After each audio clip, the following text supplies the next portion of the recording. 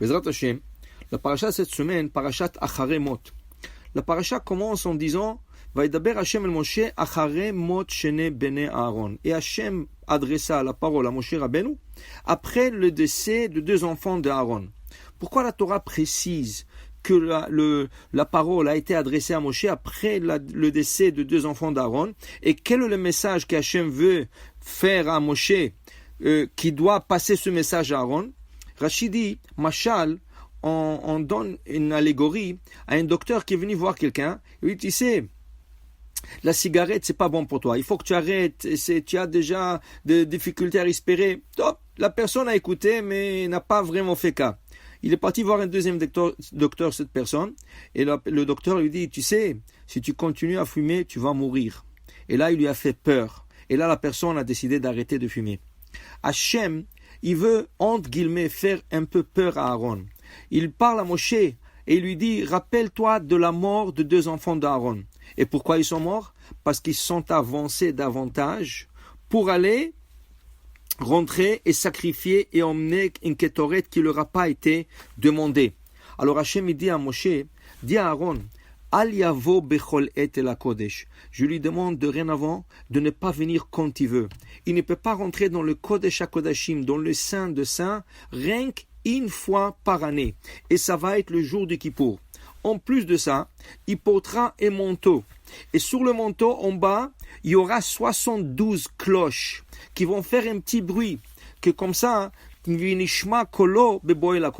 on entendra sa voix, on entendra les cloches faire un petit bruit juste avant de venir dans le Kodesh HaKodashim, comme le Havdil, quand quelqu'un va chez quelqu'un à la maison, même si la porte est ouverte, tu ne rentres pas. Tu sonnes à la porte ou tu tapes à la porte et ensuite quand l'autre personne te répond, tu rentreras. Alors Aaron, malgré qu'il était choisi parmi tout le peuple et c'est le grand Kohen, le grand prêtre qui va représenter le peuple d'Israël, il n'a pas le droit de rentrer dans Kodesh HaKodashim quand il veut. Il peut le faire une fois par année et même 7 fois, il doit rentrer avec un habit spécial, avec un manteau qui fait de bruit. On dit que l'habitude, pourquoi Hachem avertit Aaron? Parce que Aaron se trouve normalement toujours dans le Beth Amikdash. Chaque jour, il s'y trouve depuis le matin jusqu'au soir, jusqu'à la fermeture. Et il s'habitue. Et quand on s'habitue à quelque chose, on perd deux fois, Haz Shalom, le respect. Et c'est pour ça, de temps en temps, il faut réveiller la personne.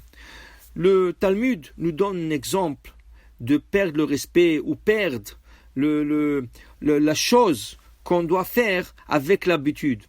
Le Talmud nous prend l'exemple de Yona. Yona Hanavi, la Haftara que nous lisons le jour de Kippour.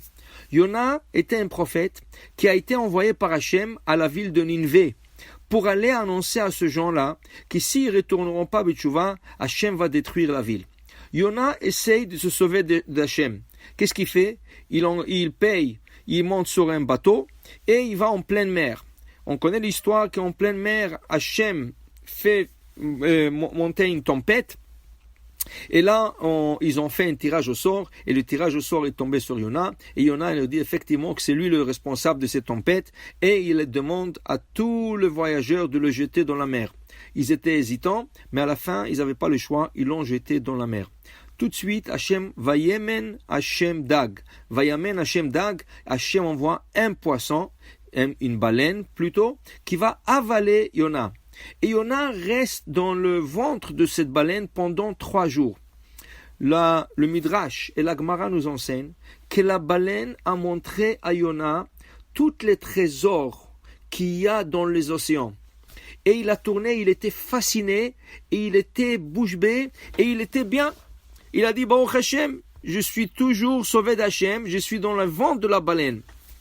Et il n'a pas pensé pour un moment qu'il doit prier Hachem pour le sauver. Il ne peut pas rester éternellement dans le ventre de la baleine. Mais il était bien pour le moment. Alors il n'a pas pensé qu'Hachem doit le sauver, qu'il doit prier. Qu'est-ce qu'il fait Hachem? Hachem envoie un autre poisson. La baleine envoie un autre poisson qui est assez grand. Et ce poisson avale Yona dans le ventre de la baleine. Et là, Yona ne peut plus bouger. Il est comme captif dans le ventre du petit poisson, plus petit poisson que la baleine, et il ne peut plus bouger. C'est écrit là-bas dans l'Haftara, Vaïtsak Yona el Hashem mime'e adaga.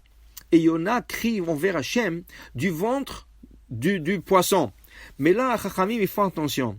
Quand la baleine a avalé Yona, c'est écrit au forme masculin. Vaimen Hachem dag. Quand Yona y prie Hachem, c'est écrit Mime'e Adaga.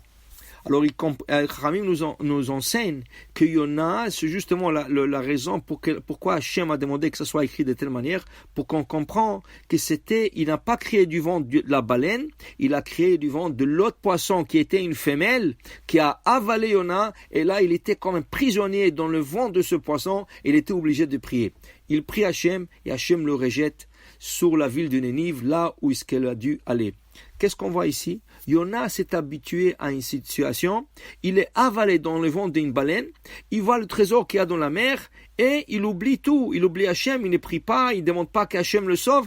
L'habitude fait qu'il a pris tout à la normale. Et c'est ça que justement la Torah dit. La Torah ne veut pas qu'on s'habitue. La Torah veut que de temps en temps, on se réveille et on prie Hachem. Et on demande à changer. On ne peut pas rester passif, on ne peut pas rester toujours la même chose. De temps en temps, il faut changer ses habitudes pour de bonnes habitudes. Shabbat Shalom ou Mevorach.